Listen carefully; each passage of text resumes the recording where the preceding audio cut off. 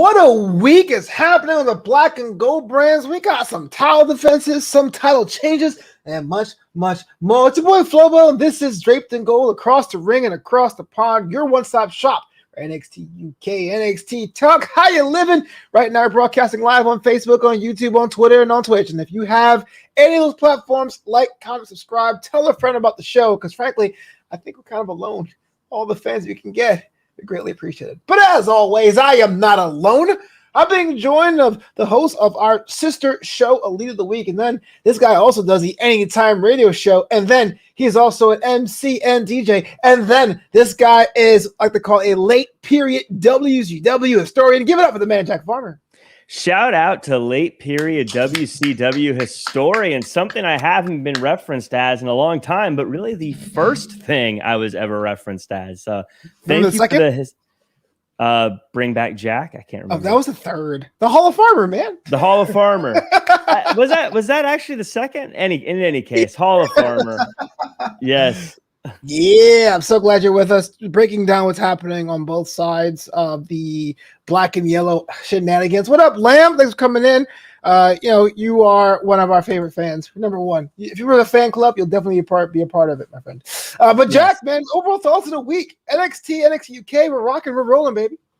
Another very wild week in the black and gold brand with title changes, big matchups, all sorts of things happening. This is a very interesting week and very historic week when you think again of all the title changes and things that have happened. I mean, this is what we watch wrestling for. Oh yeah, let's get right into it then. The Heritage Cup title cup, the cup itself, the Heritage Cup was on the line between A-Kid and Tyler Bate, teacher versus student, mentor versus mentee, and apparently Tyler Bate still has a bunch of tricks up his sleeve. We have a brand new Heritage Cup champion. I was surprised, but Jack, how are you feeling about that one? So I've loved the build of this. I've loved the storytelling to this in the sense of I loved just watching how simply they say, hey, we're two guys who want to fight, who want to wrestle to show who the best is. I'm absolutely flabbergasted that Tyler Bate is so young, but still has a protege as good as A-Kid is. That's just insane to me. But the match itself obviously was amazing. It came down to the final round. I had no idea how it was going to go throughout the entire thing. Hard hitting, so many close falls, and the way the Heritage Cup plays out, the way these matches are done, became such an issue throughout the match in the best of ways. Strategy was such a big part of this match, and I can't believe we finally had a sudden death down to the wire, last-minute win in a Heritage Cup rules match. And, of course, a new champion in Tyler Bate, as good as you could ask for, the first man in history to be a United Kingdom champion and a Heritage Cup champion. Just one title shy of that NXTUK Triple Crown. But question a note on the statement you just said, that pinfall attempt at the fourth round. I mean, that was like classic. Here's someone on his back dead to rice, but ran out of time, saved by the bell. Well, the question I have for you then, Jack, is if you're A-Kid, you obviously are, kind of frustrated. It was a fluke pin, but the one that mattered didn't have to, but presented a cup to his opponent. Where does he go from here? If I'm A-Kid, I look at it this way. Right now, they're 1-1. I want to see a rubber match. This is still A-Kid's division. The Heritage Cup is still A-Kid's world. And he has the right, I believe, to challenge again and prove himself, because this could have been a fluke. This could have been a one-off. And when you've done as much as A-Kid has done, and you've made a division the way A-Kid has made a division, you have earned the right at a rematch. Lamb says, Bate versus A-Kid today was better than their past matches. What a final round. And I was inclined to agree. In fact, I was saying a little bit on Twitter that because it's British rounds wrestling, it does have an old school vibe to that, the bygone era. But it really was, it is a question I always had, was how do you present chain wrestling to a new generation?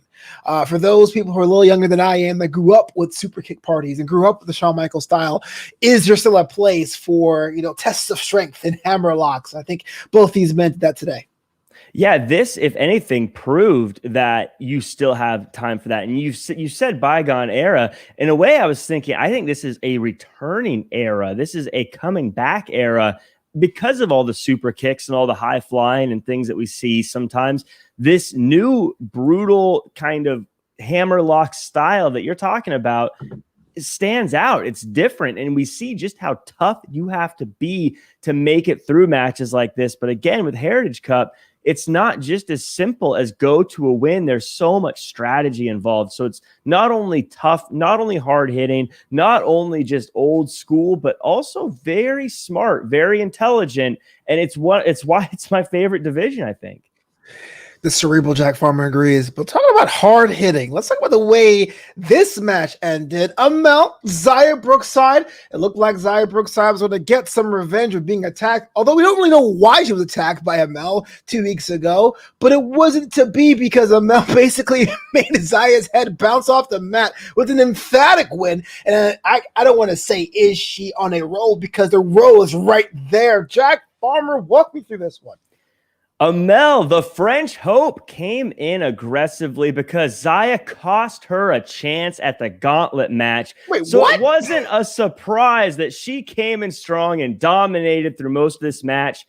Now, I think it's only the fair thing to do would be to give Amel a number one contendership match, the same one that Xia cost her previously. Hopefully, this makes Xia stay out of people's business, stay out of costing people matches. Someone like Amel just proved that even though you get in her way, she's still going to get what she deserves, and that's wins and that's title shots. I hope Xia Brookside learned a valuable lesson today.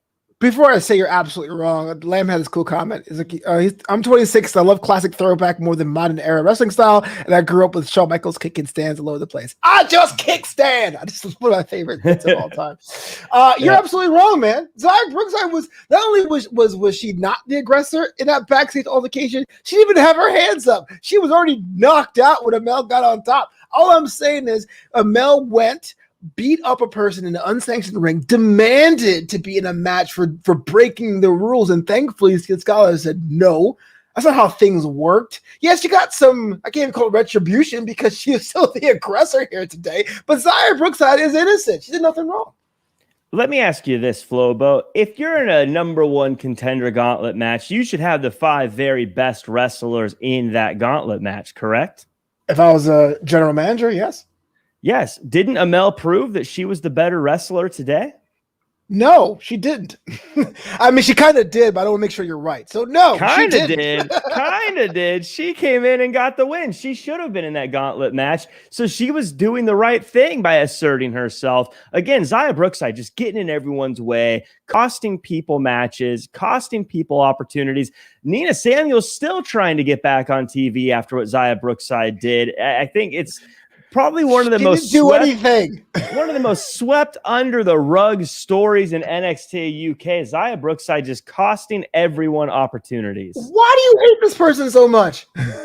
Because you have these people who are so good, and Xia Brookside just can't stand seeing it. So she does everything she can to stop them from getting their opportunities. It's just, I'm very happy to see someone like Amel overcome that and still get an opportunity. It's a good question here. Where's the Jag rant about Sid Scala being a bad GM, or Johnny Saint, because Johnny Saint's not there nearly as much as Regal is. You do with Sir William Regal. What's up? To be fair, Sid did a lot of work. We'll probably talk about that as time goes on. But, when you notice Shaw Samuels and Nathan Frazier, they're talking, they're throwing things back and forth. They didn't say we're going to have a match. They said, hey, let's go talk to Sid and make the match happen, because they know Sid works. Sid announced matches today.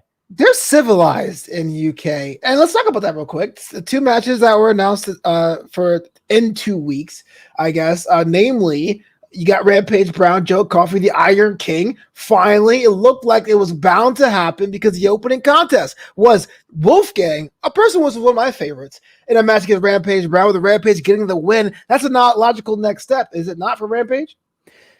Rampage finally getting a fight. And one thing I love about Rampage is that this is a guy who wants the biggest fellas, who hit the hardest. And I used to think the same thing about Joe Coffey, but it's so interesting that he says he wants to fight Rampage, then he disappears. And as soon as Wolfgang steps in for him, Joe's suddenly back on the scene.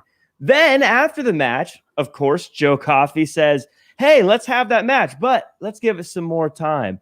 Seeming to do a little bit of that, like, oh, yeah, sure. Down the line. Not right now. I do want to say, though, before we get into the Joe Coffey Rampage stuff, I want to echo something I think you're going to agree with.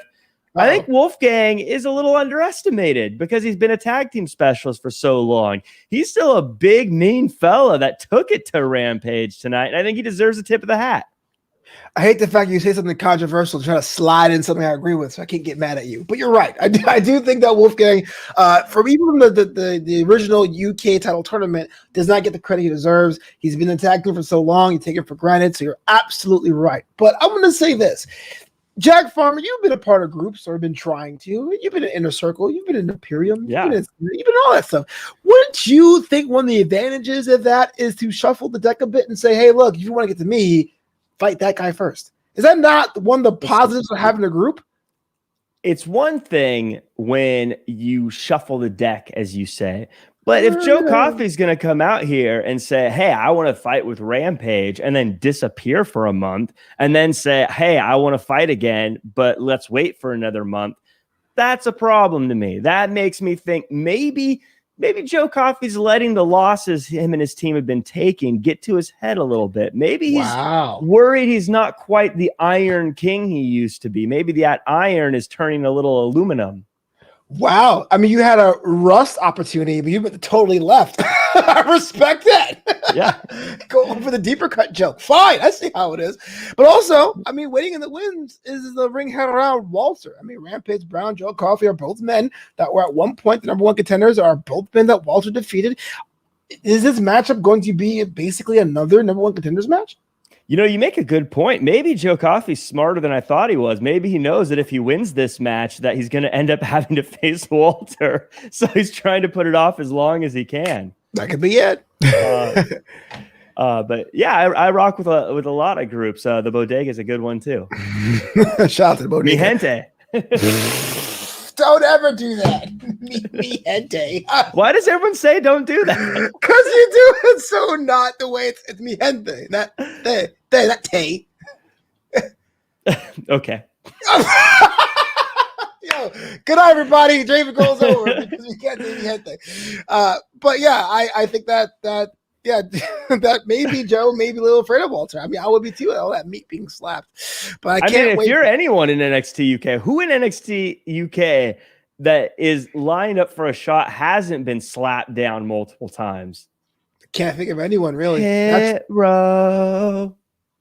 You and those so many factions. I'm not even sure if you'd be allowed to be in Hit Row because they're all about making music. When's the last time you made a track, Jack? Hit row. All right, I gotta move on because you're being weird. Let's speaking of weird times, Supernova Sessions had another edition of with Ilya Dragunov. I don't know if you care about spa robes or toy dogs. We got ourselves a little bit of a kerfuffle. The second match, also announced by Sid Scala in 2 weeks. Noam Dar, Ilya Dragunov. What is going on? Is Noam Dar right? Is Ilya Dragunov too unhinged?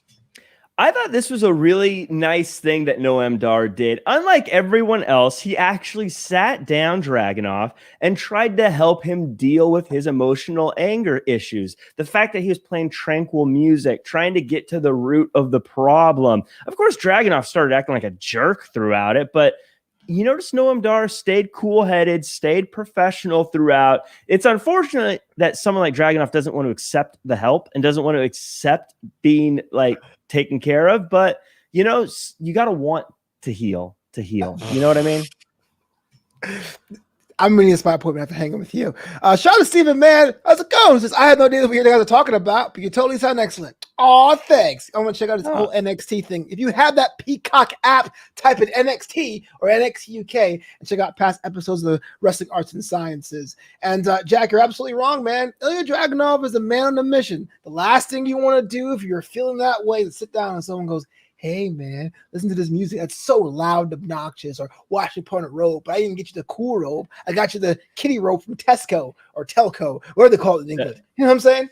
I actually liked the dinosaur robe. I thought that was fun. And then what Dragunov coming back and stealing the dog? If you're going to be a jerk, you don't get to take the gifts, but yeah, you can. That's how being a jerk is. You pet the dog. I just think that Noam Dar deserves so much credit for really trying to help with this situation and not just be someone who takes advantage of it. I think one day Dragunov's going to wake up, look back, and say, thank you, Noam Dar, for really trying to help me when I needed it the most. You know, it's funny. I was so frustrated. I rolled my eyes over, and then I have a D'Lo Brown action figure, and D'Lo's looking at me like, I don't know how you deal with Jack every week. I'm like, I know, D'Lo, it's crazy. this is like when I piss off my mom as a kid. She goes, "Oh Lord, help me, D'Lo, help me, D'Lo, help me." But you're absolutely right on the one level about Noam Dar. We love the Supernova sessions. We know it's great, but he has to realize at some point in time he always ends up being in trouble by having people over the show. Why does he keep doing it? Because he knows it's the right thing to do. It's easy to do something when everything is easy. But when there's difficulties, that's when people who are truly great step up. And that's what Noam Dar is doing. Sometimes he rubs people the wrong way. Sometimes it gets him in trouble. But he knows that he's putting on good TV. He knows that he's helping people like Dragunov. He knows that he's helping guys like Nathan Frazier get exposure. He's doing so much for the community. And I think it's time the community starts to do a little bit more for Noam Dar. You know what? If I ever run for public office again, I know who my campaign manager is going to be. Before we move on over, baby. Yeah, before we move on to NXT Prime, I'm just going to say we had a couple of other promos happening backstage between Nathan Frazier and Shawn Samuels, or Ashton Smith and Tailmon, or even Ava Valkyrie got some time this week. Any one of those stick out to you, and for any reason why in particular? One, Shawn Samuels always sticks out to me. That guy is just such a treat to watch every week. Nathan Frazier, though, also showing a little bit of grit and gusto, coming in, picking a fight. That was a side of him we haven't seen before, and I really liked it, though. I do think line of the week was Shawn Samuels saying, if you want to see me fight, go get an adult. Yeah, that was pretty savage. So I loved that. But then again, they said, let's go talk to Sid and make this match happen instead of just saying, I guess we have a match next week. That's what good general managers do. Sid's not even the general manager, but he's still putting the work in, and that's impressive. To be fair, you could argue the general manager is a picture of Johnny Saint because he seems about as often as the actual Johnny Saint. I also wanted to give a shout out to Sam Gradwell going to get a match the proper way, but also like Amel beating someone up backstage. The guy finally calls it out. Sam Gradwell finally says what we've all been saying, watching along. The NXT locker room's a dangerous place. It's a hazardous work environment. I'm glad that he finally had the guts to say something. People are so scared to talk to management about issues that are causing problems, but Sam Gradwell standing up for the locker room and bringing it to everyone's attention. And I hope that he gets the match he wants, but then also I hope that maybe Trent Seven's reprimanded for what he did and the way he contributed to such a dangerous work environment. Dangerous work. It's like occupational hazard, man. They're wrestlers. It ain't ballet, as they say. But shout out to Lamb once more. He says the premium content. Tailmon going after Ashton Smith talks about Oliver Carter is interesting. Carter and Tailmon made their name in Germany in my hometown promotion, German Wrestling Federation here in Berlin. I always wanted to go to Berlin, but also heard Frankfurt's cool too. But yeah, I actually was not aware of that. But that would be kind of cool dynamic. Maybe this might be the ticket to have Ashton Smith go solo, as he should. Elliot says, what's better, picture Johnny Saint or iPad Regal? That's a fair question. Well done. I did to Lamb's point. I do want to say it's something that really stood out this week on NXT UK is, especially during the Rampage match, how they were calling out things that they'd done in the past, talking about being a Progress champion and IWC champion. I think it's so cool when a company as big as the WWE acknowledges championships from other companies, because I think it just adds legitimacy to who the WWE is and who the wrestlers on their roster are. Yeah, it's a little bit of a different situation with British promotions. I don't think the American side would be that ready enough to accept it, but that's what makes UK so great.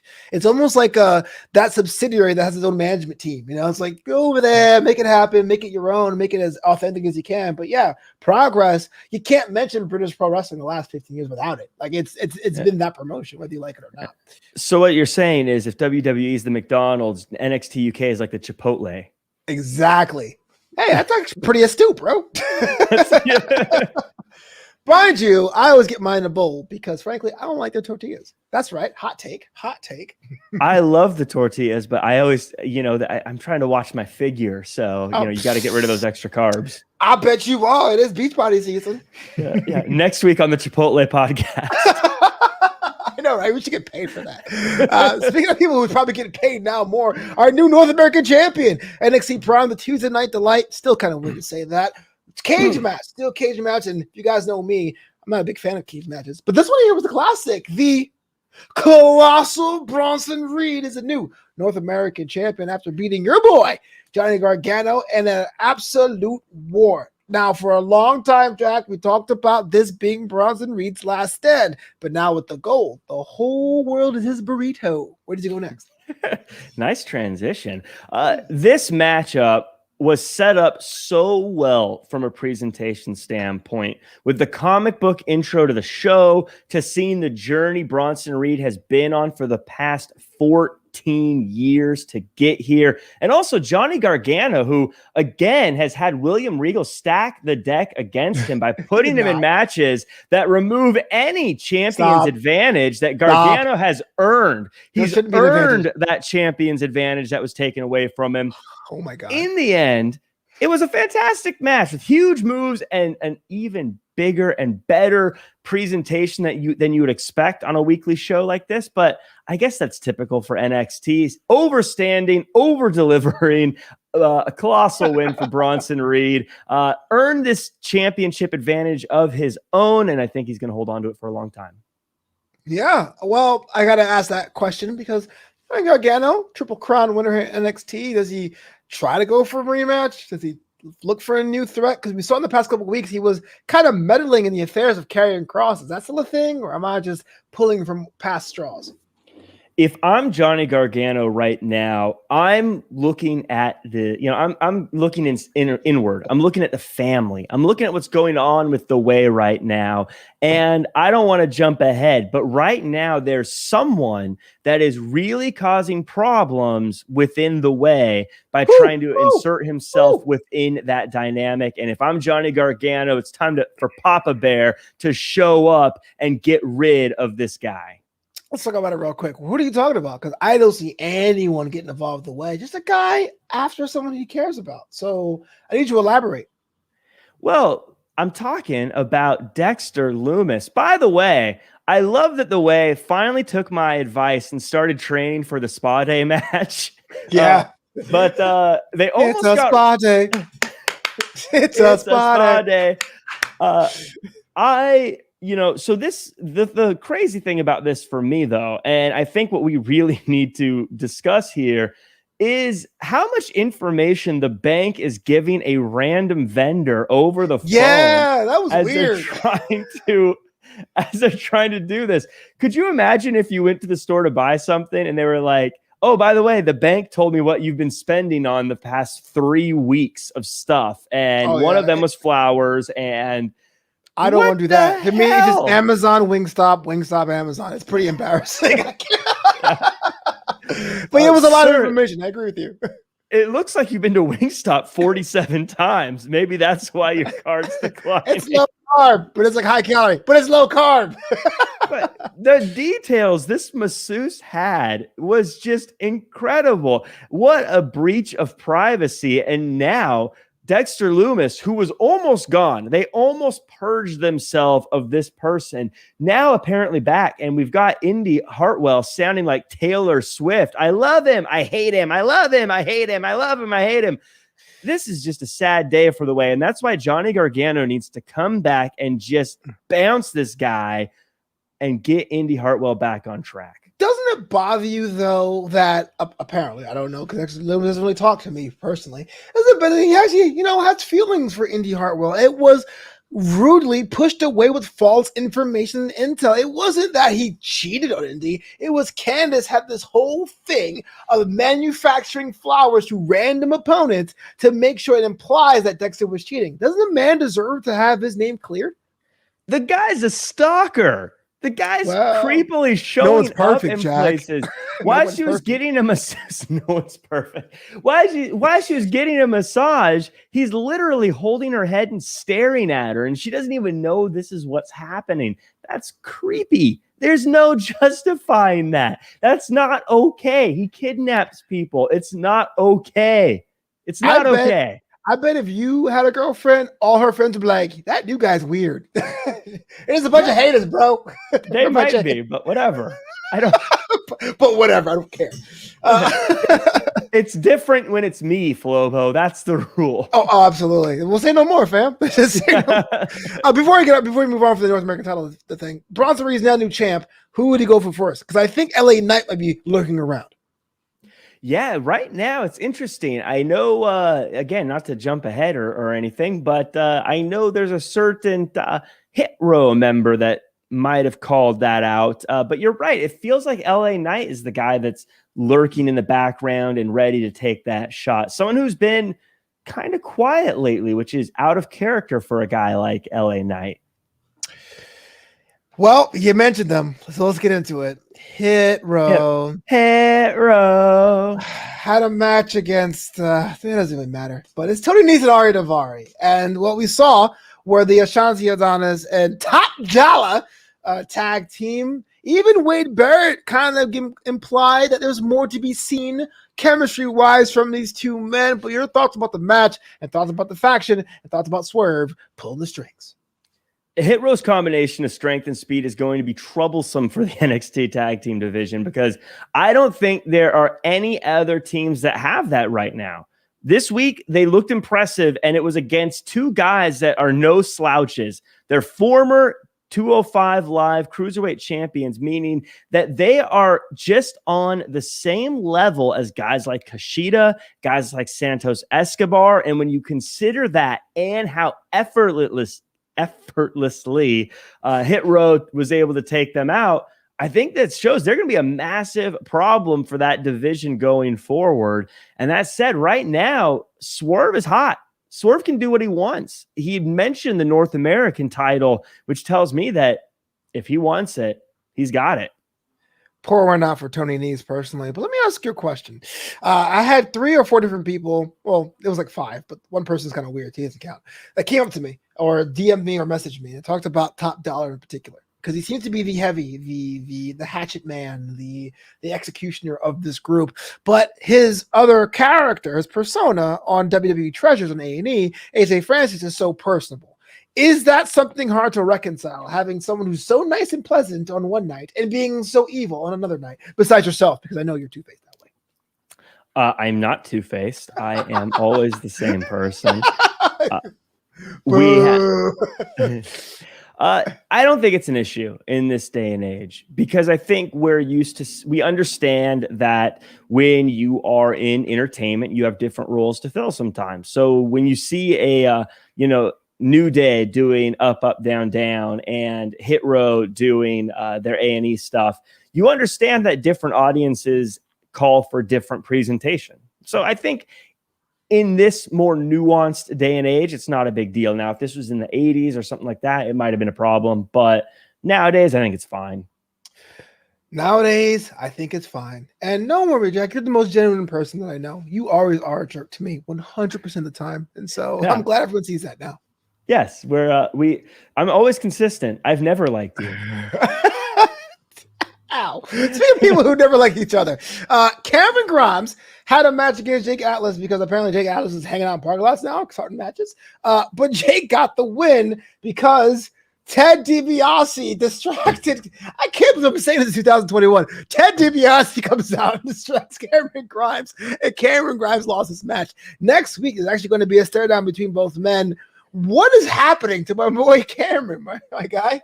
I gotta say, before we get too much into the Cameron Grimes, Ted DiBiase stuff, because that's obviously the story here, I don't want to bury the lead too much. Jake Atlas, Santino Bros represent.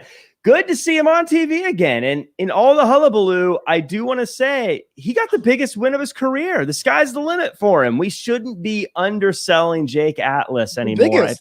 I think we need to, does he have a bigger win than beating Cameron Grimes?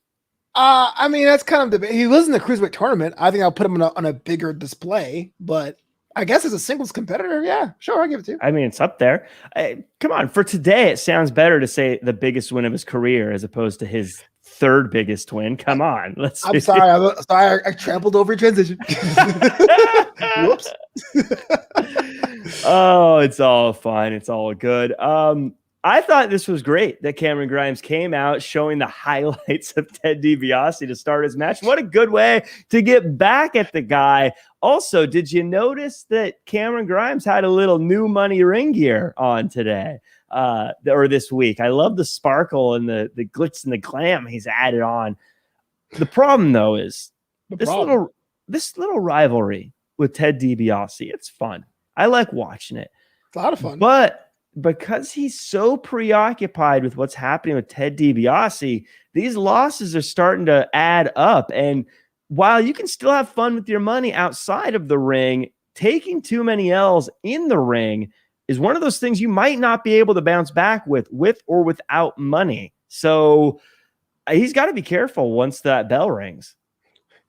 All right, well, here's the obvious question. I asked this last week when it was the house, or 2 weeks ago when it was the club. What does Ted DiBiase have as far as a problem with Cameron Grimes? There's enough people out there to be rich and have people on that side of the club being rich. Why is Ted DiBiase terrorizing the poor guy? When you're rich, the best pastime is putting down people who aren't as rich as you. That's what you do when you're rich.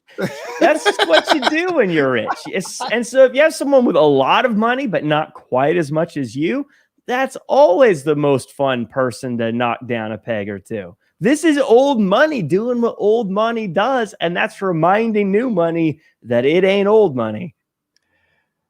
So you're announcing your candidacy for president, or put down people less than you? Vote for me, Jack Farr. Yeah, move, baby. That wouldn't be a bad campaign pitch. If you have a lot of money, vote for me. I mean, yeah, pretty much. I give you half a vote. That's all I can afford. But yeah, I do think that next week with the stare down, we're going to find out why, a little bit more as to why that is. But to me, it's the most entertaining part of NXT, seeing that Xia Li is on the bench for some reason. Yeah, what happened with Xia Li? Is she hurt? I don't know, fam. But even if you are hurt, you can give me packages. You can give me backstory. Yeah. You can give me anything. You can tell me what Bo was doing. Yeah, sorry. Yeah, no, I was gonna say, yeah, Boa could jump in there and start doing some stuff. What a disappointing kind of, dwindling of that story. I was super into that. Oh yeah, I mean, there's still a small window, but it's getting even smaller as we move on. But it's all right. Speaking of windows and opportunity, the top of the card today was Toni Storm versus Zoe Stark in a match that I would start off to be a throwaway contest. I mean, the original time they got in the ring was a pre-show match for Stand and Deliver, but it's now becoming one of the hotter undercard. Can I use that word? It's an insider term. Don't worry about it. Women's matches with Zoe Stark coming within an inch of a next victory, but it was all for naught. Toni Storm, the veteran, the former NXTUK Women's Champion, gets it with a new finishing maneuver. Jack Farmer, thoughts about the match, thoughts about the new move, and thoughts about Zoe Stark. Yeah, I loved Toni Storm's cool new spiked gear, and I love that she was able to exercise those demons by out-reversing, out-wrestling, and really bringing the violence to another level using those spikes she cleverly added to her exercised her demons? Exercised her demons. Come on! Oh, come on! Come on! It's good. It was. I was like, wait a minute. Go ahead. We're so and I love the new finishing move. I've never seen anything like it before. I had to rewind it and watch it about 6 times to feel like I finally understood what happened. But got a strong win with that. I don't see anyone kicking out of that anytime soon. As far as Zoe Stark goes, still a top-level thoroughbred workhorse that came up short tonight. But guess what? When you're putting yourself in the ring with the best in the world every single week, sometimes you're going to come up short. But I look at this like investing. You have your ups most weeks, but a little down here and there, but that's fine. Careers are long and the trajectory is still going up. So it's a good thing. Yeah, exercise your demons. Elliot Fletcher says Tony and Zoe are 1-1. They got to go for a match on the line. I actually agree. Hopefully it comes sooner later than later. And Lamb also puts on the inverted headlock into a twisted DDT, though. I know, bro. I know. But who's waiting in the wings? Kind of, sort of, but not really. Frankie Monet. Debut world premieres next week. Well, I know I can't ask you to predict the future because, like you, I am bad with predictions. But thoughts about what this means for NXT next week? I think Frankie Monet is your breakout star of 2022. Maybe 2021. Maybe she still has enough time to make it a 2021 breakout star performance. But I mean, the music, the presence, even if you've never seen Frankie in any of her previous companies she's wrestled for, you can tell she's going to be a big deal. You can tell she's going to be a star. She's got the aura. She's got the presence. She's got everything you could want. I don't know who her first match is going to be against, but I think she's going to be great. Come on. She's a slam dunk. I think so too, but time will tell. Time will tell. I think it's more important that Frankie established herself as being completely different than Taya Valkyrie. If that can be done, or enough of it to be done to be a difference, I think we have a winner. If not, if it feels like the Woken Matt Hardy in this particular system, it may be to her detriment, unfortunately. But time will tell. Why does she have to be different? Not 100% different. I think there's enough presentational differences for her to really show as a character to evolve, right? Like there's certain characters that don't have to evolve at all. I was thinking about this today. Randy Orton has had intermittent explosive disorder for like 12 years. Voices in his head for 12 years. Hadn't changed, but he comes and goes. But I feel like if you want to be a breakout star and you want to be featured a lot, you have to give me something compelling that doesn't go, oh, wait, this was so much better over there. And that's why I use Woken Matt Hardy as an example, because even though I enjoyed Woken Matt Hardy, it was always, it was a lot cooler over there. Do you think enough, and with no disrespect to where she's wrestled in the past, do you think enough people who watch NXT also saw her on those other companies? Well, WWE is top flight for a reason. That's their audience base. So the answer to that is an emphatic no. However, when you're someone that has enough indie wrestling credibility, a lot of times it's your most vocal fans and support that really want to see you win. Now, to be fair, there's sometimes that you can do whatever you come out of unicycle juggling and they'll still be like, man, lame. But I do think from like a performer standpoint, you don't want to do the same thing twice. If I was on late night NBC and they gave me the Tonight Show, 90% of that is going to be the same old show, but I'm going to try to do some new bits for the new show, the new platform. If that makes sense. Fair enough. Yeah, fair enough. But yeah, we were just talking about Taya Valkyrie so long. All right, moving on. Because I got, you will love this one. So Killian Dane and Alexander Wolf had a match, and Alexander Wolf was known as the hatchet man of Imperium, and the match went to Killian Dane, which on any other day of the week, if wrestling was a straight shoot, as they'd say, I would say great, because Killian Dane looks like an absolute beast. However, Jack Farmer, affiliate member of Imperium, it looks like they're down one. After teasing expansion, it looks like we're having a contraction. Alexander Wolf, Killian Dane, what happened? What a play on words. I'm proud of you. So this match showed two things to me. One is that just because there's silly, goofy music and a goofy sidekick doesn't mean that the Beast of Belfast is any less dangerous. And just like Yogi and Boo Boo, they may seem like fun characters, but they're still bears and will rip your head off getting to their picnic basket if necessary. So dumb. As for Imperium, it may appear like their unit became smaller and people are going to mistakenly think that means they're less dangerous. But what I see that is that as a unit, they're faster, they're more agile. With fewer members, they can act more quickly. And since the two remaining members are a tag team, they'll be more coordinated and dangerous than ever. Yes, Lamb, we're well aware of the outside news of the typical spring releases, of which Alexander Wolf was a member of that. But it kind of reminds me of one of my favorite wrestlers of all time, Christian Cage, when he went back up north to Stamford, and how basically his last night down in Nashville, he got like destroyed by 500 finishers at once before being shown the door. You don't want to see it, employment status or otherwise. But yeah, I did not see that coming into this week, and I don't know if that means another tag team will take the place of one person, or it's going to be other individuals, or what that looks like for Imperium. Yeah, it's going to be very interesting to see what Imperium does going forward. And best wishes to Alexander Wolf and everyone who was released. He's one of those guys that's talented, and it's easy to say, they're all going to land on their feet because there's a lot of talented people. When you have NXT or WWE on your resume, that's a powerful statement. But at the same time, losing a job is losing a job. It's tough and it's sad. And so best wishes go out to all of them through a tough time. Our chat and the internet wrestling community has these rumors swirling of someone that may be picked up, possibly. Timothy Thatcher, which was a member of the original group, the Progner group, Rimkampf, was in a match this week alongside his partner, Tommaso Ciampa. I want to say Old Man Ciampa, whatever, against Legado de Fantasma. And well, two things came from this. One, GYV ain't going anywhere apparently because they got involved in this matchup. And two, even though your boy William Regal hates to say it, Legado de Fantasma are your new number one contenders for the tag team championships. Jack, what? Surprise, surprise. Legado del Fantasma was supposed to get a title match weeks ago, but Regal never got around to making it happen.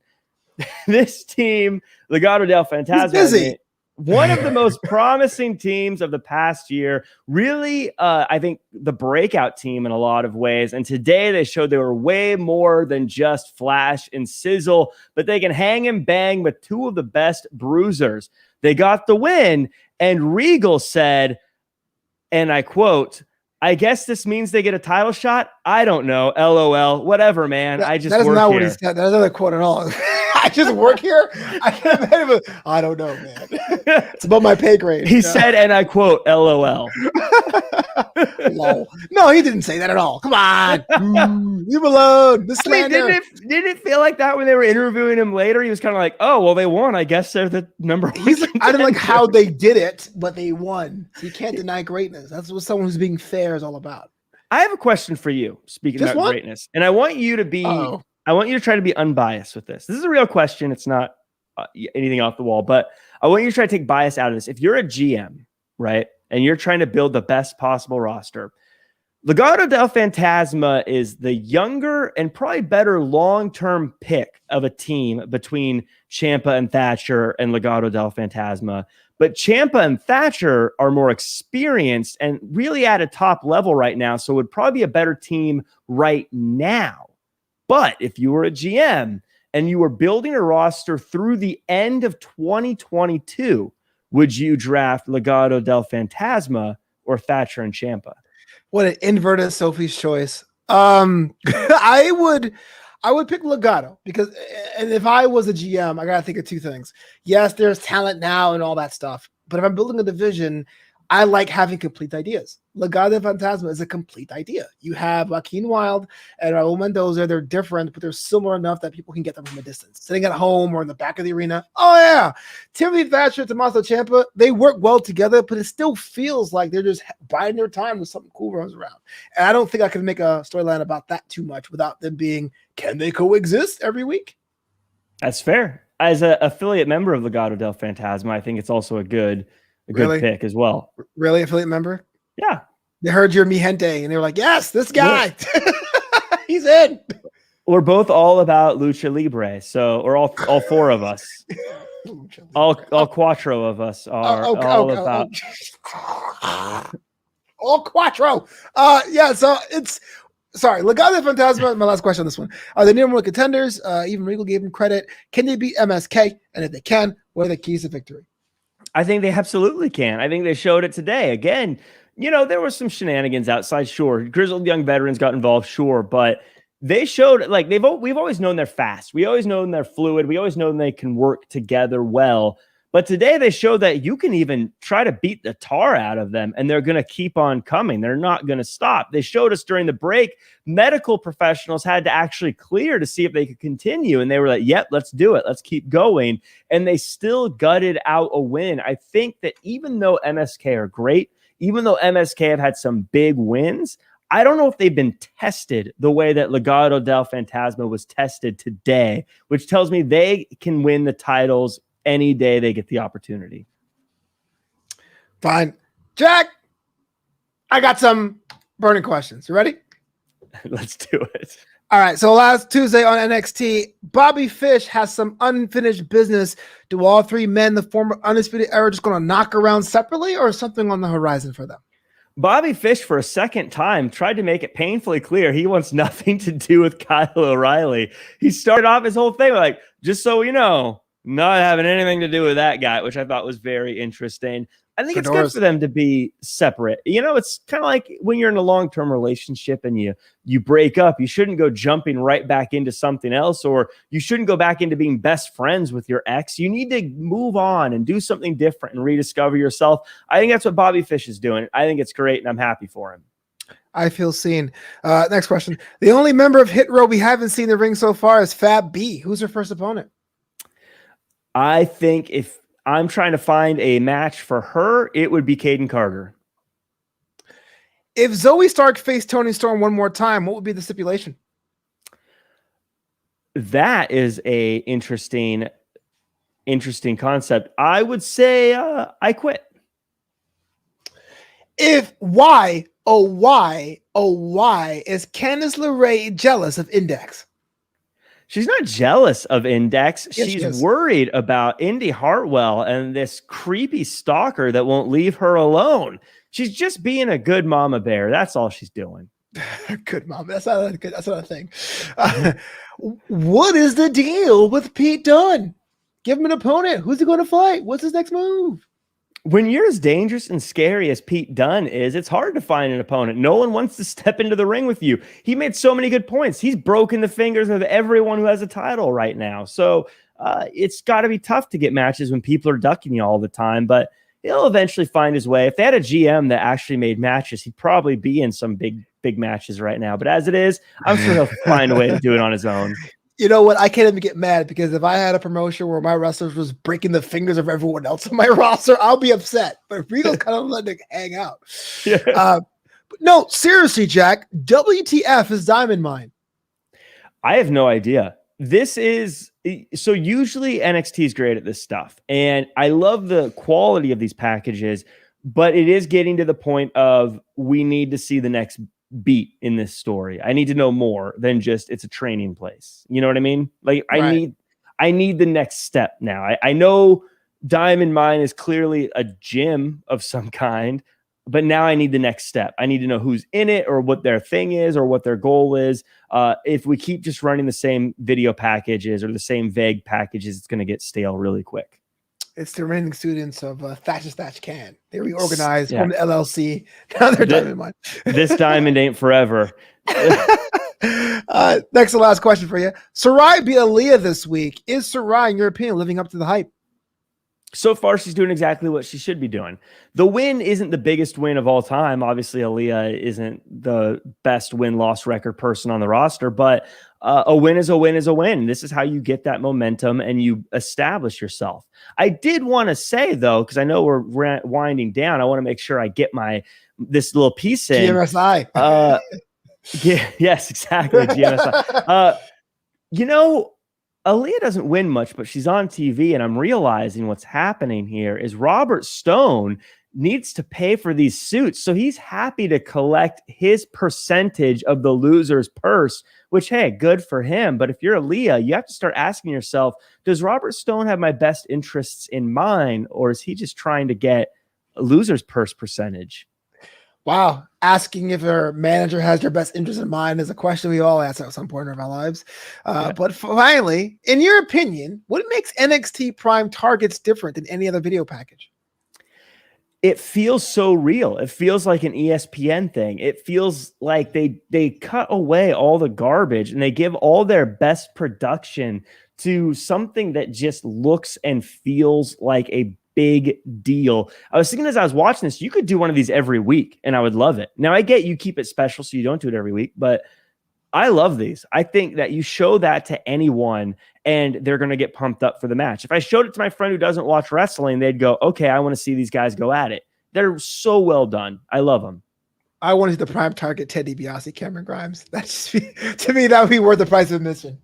It would be interesting to see them like take the most goofy scenario and see how they can build it up and make it feel so like legitimate and serious because they're so good at it. I'd love to see them do a zombie lumberjack match, prime target, and see how we feel about it. I apologize.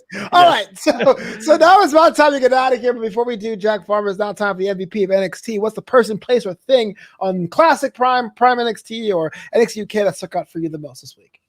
100% Tyler Bate. Tyler Bate won the Heritage Cup, the second guy to ever do it. No one's been able to unseat A-Kid, and A-Kid has turned away a lot of great challengers. Had an amazing match today, and I think has set a new chapter for a division and a brand. Tyler Bate was my second choice, but I had to give the Bronson Reed 14 years to the week. So many opportunities, and in his packet said it himself. It wasn't a clear path. It was in every kind of match type there was. That could have been a storyline for a 2K game, really. So with the fireworks going off, got to give it to the colossal Bronson Reed. That was my second pick. So I'd be happy with either one of those. Well, damn, we can't agree too much. Time to end the show. By the way, before we end the show, I do want to say we need to appreciate production and the work that goes into things just a little bit more. You know, because we see the cage come down and the sides fold down the way they do, or the pyro within the ring the way it is. You don't stop and think about how you have to figure out how that's actually going to happen. And so it's easy to be like, oh yeah, you just say you're going to have them slide down. But no, you got to build in cranes and things into the ceiling to make this work. And then you've got to figure out how you're going to wire all of the pyro to the ring so you can put it in the ring in time. Absolutely incredible and very complicated how they put all that up for us to just go, oh, that looks nice. So I think we should all stop for a second and just appreciate the people that put together the ring and the stage and the stadium itself for things like this, because that was amazing. Yeah, they really are the unsung heroes. The package people are one thing, but definitely the ring staff, the stage staff heads, they do. I remember one time, I won't say I was backstage, but I was working an event for WWE, and they had, this is back when Aleister Black did the rise from the yeah. They had to roll it out with little candles already pre-lit, and I was like, man, this is something to think of a rig to put out basically a moving coffin for this guy to come out of. I was like, blows my mind. What about me gushing about Aleister Black's old entrance? Because now he's reading stories on Friday nights. It's about high time we get out of here. Jack Farmer, what's the deal? If I want to check you out, follow you, see your content, how I go about doing that? The best place to find me is at Real Jack Farmer across all social media. That's all my comings and goings right there. You can also buy a shirt from realjackfarmer.threadless.com. You can listen to the Anytime Radio counting down the top hits of the week. And also check me out on Championship Wrestling from Hollywood every weekend on local broadcasting at KDOC, as well as Fight TV and streaming on YouTube. Well, damn, you've been listening to Draped in Gold. Learn more about the show at drapedingold.com. It's your boy, Flobito. You can follow me two different ways, flobito.com. That's if you want to book me to be a host or an esport caster or a DJ for your event. But if you want to know more about the shows that I have that I'm working on, producing, all that kind of stuff, newamsterdam.com, KNEW, Amsterdam.com. We'll be back here next week. But until then, Jack Farmer, say the words. Do your best and be yourself.